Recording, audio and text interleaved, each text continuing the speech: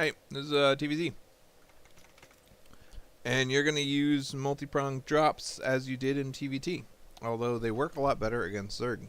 Because Zergs try to usually get by with as little army as possible until the last second. And so drops can allow you to be sneaky and attack all of a sudden instead of having him see you walking across the field. But primary problem in this game was your worker count and your lack of expansions and what you weren't doing with your drops. So Heavy Marine drop style is a pinning style. It's like Mutiling Bane, right?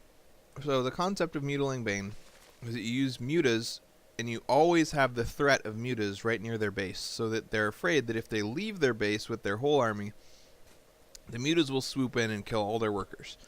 So it forces them to stay home and spend a lot of money on static defenses and just generally makes it a lot harder for them to attack you in the front. And then the Lings and Banelings job is to survive if you ever get attacked in the front, right? So you use these Lings and Banelings as the foothold to get a higher and higher muta count, and the mutas are the pinning units. In a Marine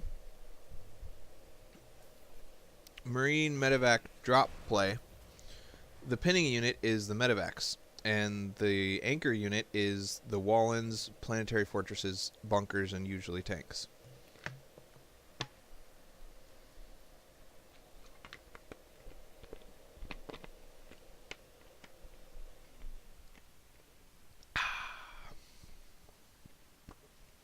So, when did you take this expo? What's your opening here? Sorry. I could have talked and watched at the same time instead of just talking and then watching.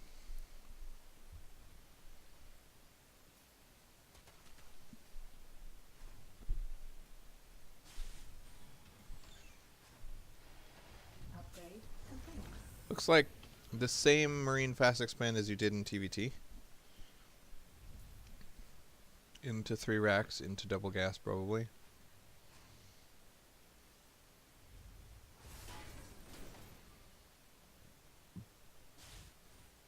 Single gas because you wanted the bunker. Upgrade. Double eBay Wallen.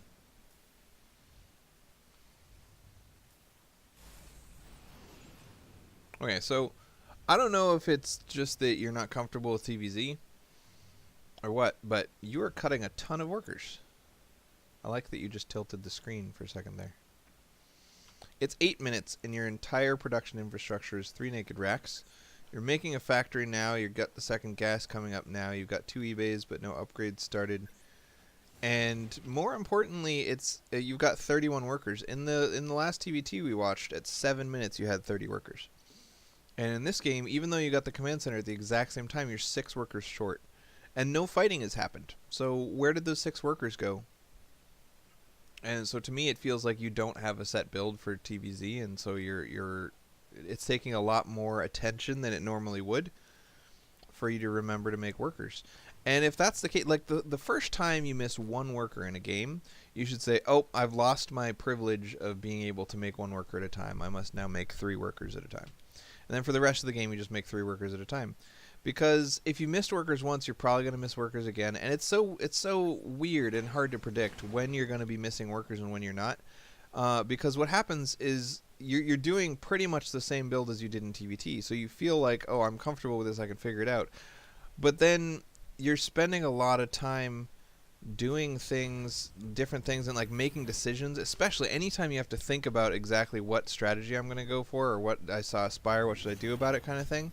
That's always the times when you'll miss workers. So in the first TVT we ever watched of yours, you got Banshee Harass and you suddenly missed like 3 rounds of workers. In this case, you scanned, you saw Aspire, you suddenly missed 3 rounds of workers because you're like, I saw Aspire. And that makes you think. Anytime you have to think about anything, you're going to miss workers. So it's important for you to learn that about yourself and be willing to queue up workers to avoid that problem. Because right now, at 10 minutes, in the other game you had 45 workers, and in this game you have 31. And this whole replay is invalid because of this, basically. You went for a fast expand, and at 10 minutes you have 31 workers. So there was a ton of awesome drop play that I saw. As you can see, I've already watched the replay, and it was great. But look how far behind you are right now just because you should have 45 workers and 2 mules and therefore be ahead of the Zerg, and instead you have 31 workers and are therefore behind the Zerg, you know? So, you know, eh. Anyway, don't miss workers. Queue extra workers. Simple, yellow, different. Another thing worth considering is this. I liked this move. I thought it was clever. You kept a bunch of Marines up here, and then you're going to run them in and do damage to his third later on once all the drones have been transferred. But it's important to note the timing of when you use this. It's just like the multi-pronged drop harass in that TVT when you did a two-pronged drop at his main and his natural at the same time, even though his whole army was there. So he just killed it and lost nothing. The same thing's going to happen in this game. You've got this sneaky little side group of Marines that are going to run in and kill some drones, right? But you do it right now. What triggered you to do it right now? Nothing. I have these Marines up there. At some point I should run them in and do damage. Oh, I remembered that I have them. Now is the time. Right? You're going to run them in. Maybe it's because Stim finished, but you're going to run him in and do nothing because his army is sitting there waiting for something to happen. Right? What you want to do instead is just keep them there, even if it means keeping them there forever, even if it means 20% of the time losing them without them doing anything, because you just lost them without them doing anything that way, but the percentage chance that that was going to happen was a lot higher when you don't know anything about where his army is. So when do you use those guys? When you see his army. He's making mutas. You know he's making mutas. When the mutas hit your base, immediately take those dudes, stim them, and move them in. And you can do that all by hotkey. So mutas hit my base, you move the camera over here. Oh my goodness, here are the mutas. So you hit 1T and then right click behind these minerals on the mini map without ever looking at those Marines, and then deal with the mutas. So the idea of just kind of gambling a million times and hoping one of these times you get lucky is something that really hurt you in the TVT and is hurting you a lot in this game too. So at this point, you gambled on this. You didn't know where his army was. You didn't know what it was made out of, and you just kind of moved them into his mineral line and lost some troops. And then you gambled with this little poke at the front, right? You went for really quick medevacs, although you never made them. It's 14 minutes in, and you don't have a single medevac. Crazy. And then you just take a giant ball of Marines and you run up and you're like, I wonder what's here. And then it's not your whole army. So if his whole army is there, it's gonna die horribly and not do enough damage to justify its death. And so there's just no point ever in doing that. Just never, ever do that in any matchup. Never take less than your whole army and go where his whole army might be. You want to find out where his army is and harass somewhere where it isn't. Harass is very different than a poke or an attack. The definition of a poke is something that you know you can get away from without taking any damage. In TVZ, there is no such thing as a poke because speedlings and mutas. The definition of harass is hitting him where his army isn't in order to distract him, do damage, and force his army to move around where he doesn't want it to. And the definition of an attack is to fight his army with your army. And you just did an attack with less than all of your troops. Never ever attack anyone with less than 100% of your troops in any matchup. It's okay to poke them with less than 100%. It's okay to harass them with less than 100%, but never attack them with less than 100% of your troops. So, economically, you're still completely boned. This whole replay is invalid. I just want to say that again. No point in watching this game because you've killed yourself by not making any workers. Again, just like in that TVT, you've got the undersaturated main and oversaturated natural. I'm not sure if you're doing this on purpose because you want your main to last a long time, but I would recommend 16 workers on your main and the rest to your natural, not 10 workers or however many this is. Looks like 12. Also, your third really, really late. And I'm okay with taking a late third if there's a reason. If you're two base all-inning, and then you're gonna get a third if your two base all-in fails. But this was not really a very heavy army play. And again, you know where his mutas are, so your attack, your harass here is going to do damage because you know where his army is and it's not here. So this makes the harass good. But that's just dumb luck. You sent this army up here and it was going to attack at this time no matter what, and you happened to get lucky that his army wasn't there. You want to send this army up to here and just wait until you see his army and then go in. So in this case, dumb luck totally paid off, killed that stuff. The mutas killed some workers that they didn't need to kill because you knew you were going to take this base from like the beginning of time. You put a turret here. If mutas show up, then you could just send all your workers here, and the turret is covering them. And also you can move an army down here before whatever, and you can wait until you killed his hatchery before you take that command center. Because the idea of a pinning attack is to pin him while you expand. You know. Another thing I wanted to mention, this. You just put these Marines here in a giant pile and left them there. And if you want Marines to be here, it takes like an extra couple milliseconds to patrol them. Just, I'm going to leave those Marines here. I got to look away. Hit Q in my case, or P in your case, or whatever it's bound to. It should not be bound to P, by the way. Rebind patrol, because there's no way to freaking reach it when it's P. But yeah, just patrol them to like there. These guys patrol to there, and that'll automatically spread them out. It only takes like one click or one action, I guess. And it means that if he comes in with a ton of banelings, you don't instantly lose all your Marines before you even get a chance to look back over there. I like this pinning stuff. He's got a very big army, and it would definitely kill your third if you weren't doing these pinning drops. So these pinning drops are totally awesome. And I like the idea of pinning drops, and I like the idea of upgraded Marines and medevacs against mutas. But you got to think to yourself, what am I pinning him for? Why am I pinning him? In this case, you're pinning him so that your PF can finish morphing, right? You're pinning him so that you can start mining at your third. So do those things. And I know that you did, but if you look at your worker count, it's just embarrassing, man. There's 41 workers on 3 bases, so there's only like 8 or less on each base. And I don't know. I mean, I feel like if you were doing these exact same things while keeping up on your worker production, then you would be so far ahead at this point that the game would just be over. So I think you have... in this game, I see a lot of really good pinning. In fact, at one point, right before his ultras popped out, I kind of thought you won.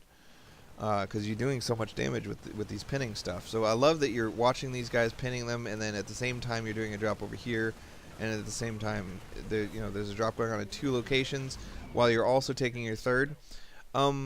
But what I don't like is that there's nothing going on back home. And I know it's hard to do 2 drops at once at the same time as doing crap back home. And I know that it's impressive that at least you're continuing to make Marines. But is it so much to ask that you continue to make both Marines and SCVs? You know, it's SCVs are important. You need them SCVs. Also, it kind of feels like a 3-base all-in. And I'm okay with that.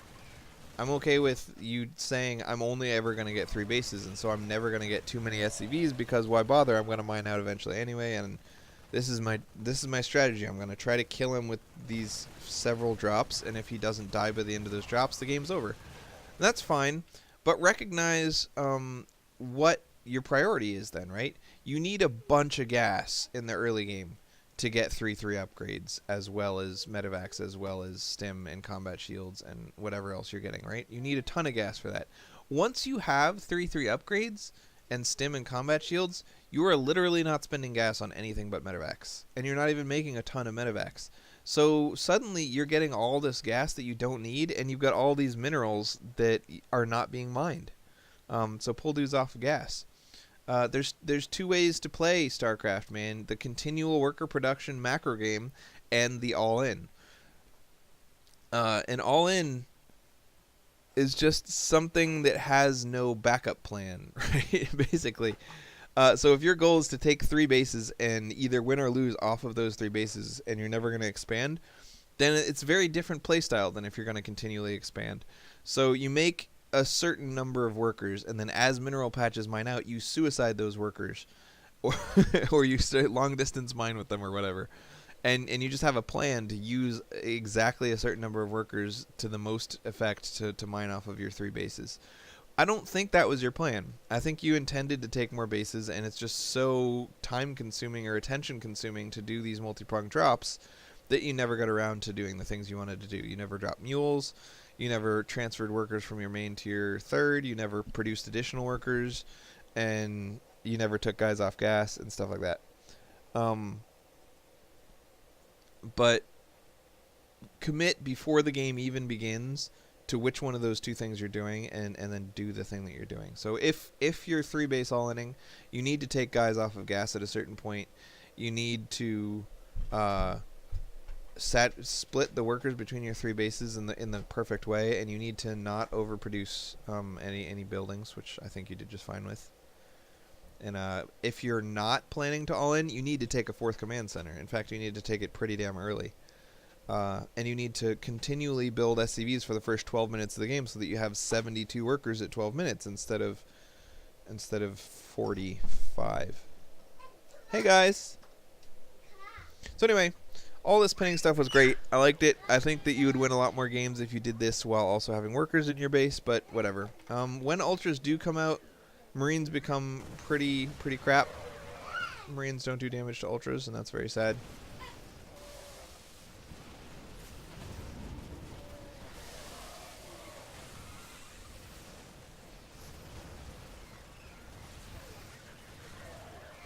He's making 8 ultras now, getting cracklings, knocking down your third. And now you're starved, not mining, and he has a giant army, and the only reason that you just don't instantly die is because you're continuing to pin him, so he can't run to your base and kill you without losing all of his bases. And then, as you say at the end of the game, you never really scout to see if he has this base, so you think that he's not mining, but he is. And whatever.